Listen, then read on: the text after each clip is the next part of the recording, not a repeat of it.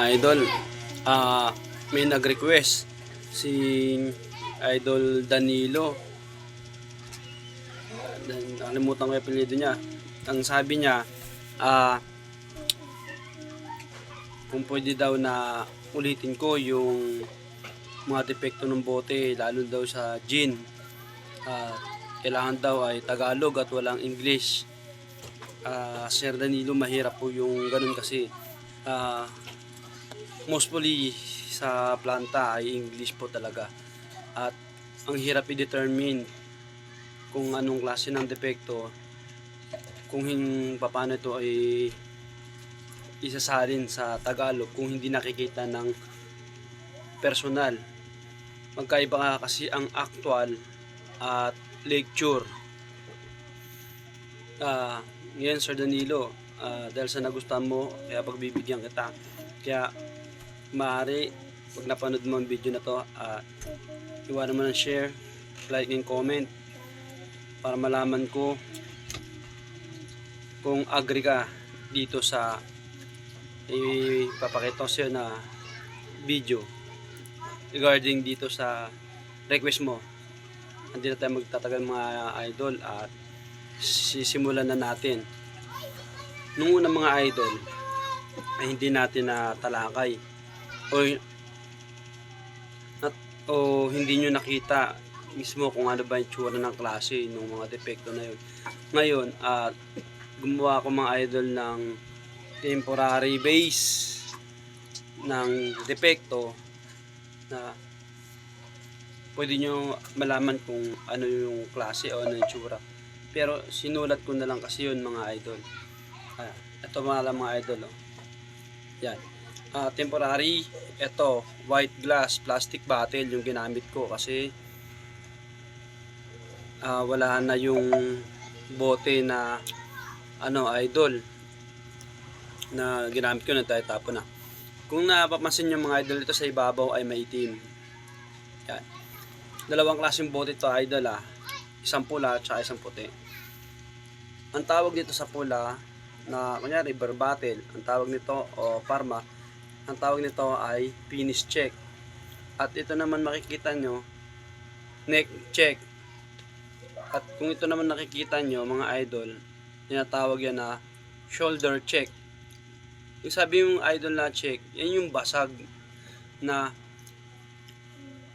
tagos yan sa loob, na hindi yan basta-basta yung pagdadaan kasi yan sa check master.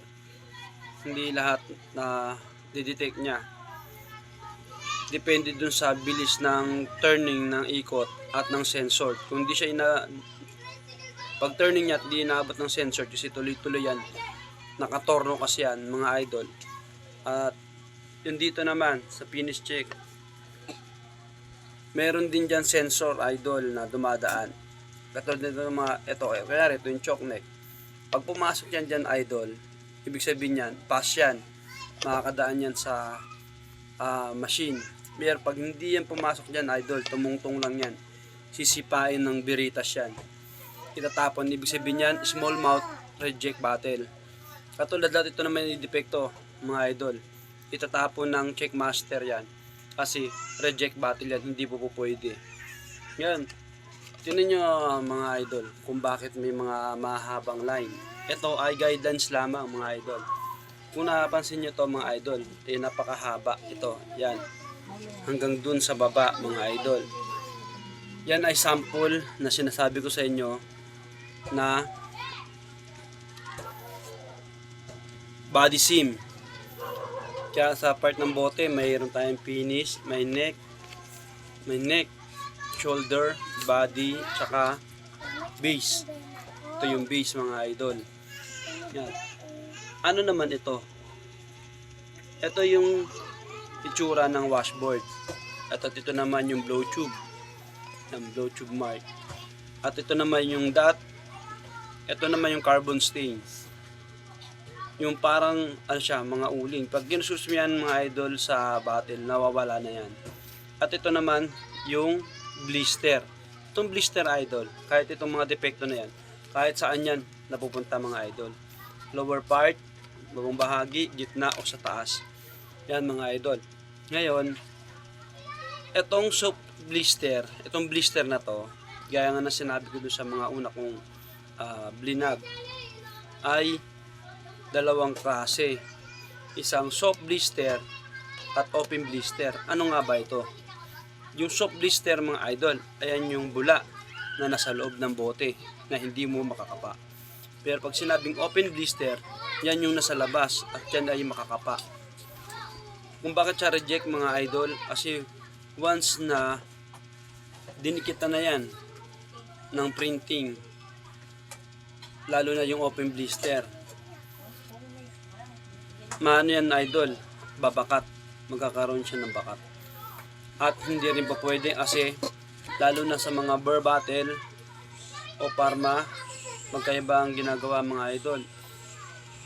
Wina-water pressure sa laboratory, sumasabog yan pag may mga depekto.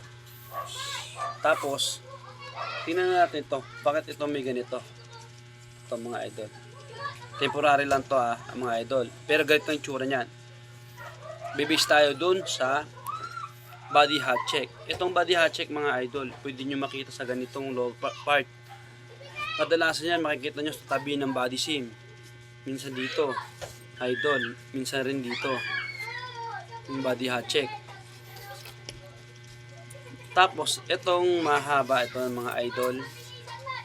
Sa puting bote at pula, tinatawag niya na white streak o amber line. Mahaba yan mga idol. May tawag din dyan na isa, cut crutch. Reject po lahat yan. At yan nga sabi natin, iba-ibang klaseng depekto ay may kategory.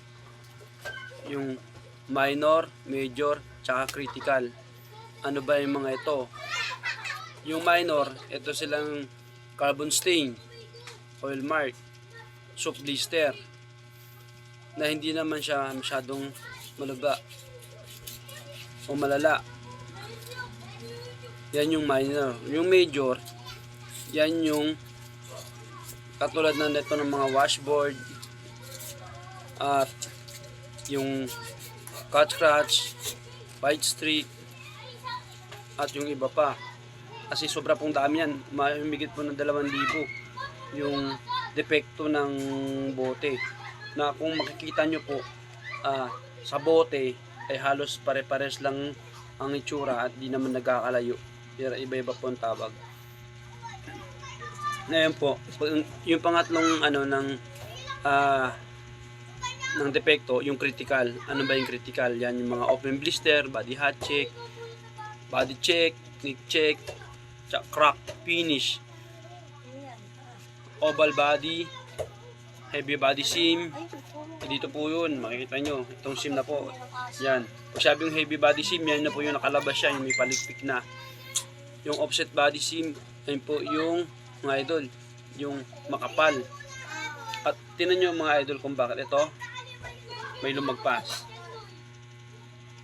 Ibig sabihin yan mga idol, sa mga bote, dito sa ring yan sa base, may line yan. Offset bubble mark ang tawag dyan mga idol. Nagkakaroon din yan ng minsan ng sharp on base. Kung meron dito may sharp finish o overpress na tinatawag. Pagkaiba yun mga idol yung sharp finish, yun yung matalas. Pag ginanya mo, matalas siya. Pag sinabing overpress mga idol, yun yung may sobra na lumagpas dito. Rejectable din po yun. Mapa-beer o Parma. Bakit po? Pag nilagyan po kasi ng takip yan, mga idol, pag nilagyan po kasi ng takip yan mga idol, dahil ito yung takip, dadaan po kasi sa makina yan. Pag ganun takip yan at may magaspang dyan, mababasag po yan at papasok dun sa iniinom natin. If either ito ay alak o gamot, mas lalong delikado sa gamot mga idol. Kasi lahat ng tao, pati bata, umiinom ng gamot. Hindi katulad ng mga beer, matatanda lang. Sana Sir Danilo, may natutunan ka dito sa pinalakay ko na to. At kung may katanungan ka pa, mag-chat ka lang sa akin at sasagutin ko. Dahil ang nalalaman ko ay malalaman mo rin. See you mga idol sa next vlog. Sana supportahan nyo yung video na to mga idol at ang aking Facebook page at YouTube channel. At magandang gabi.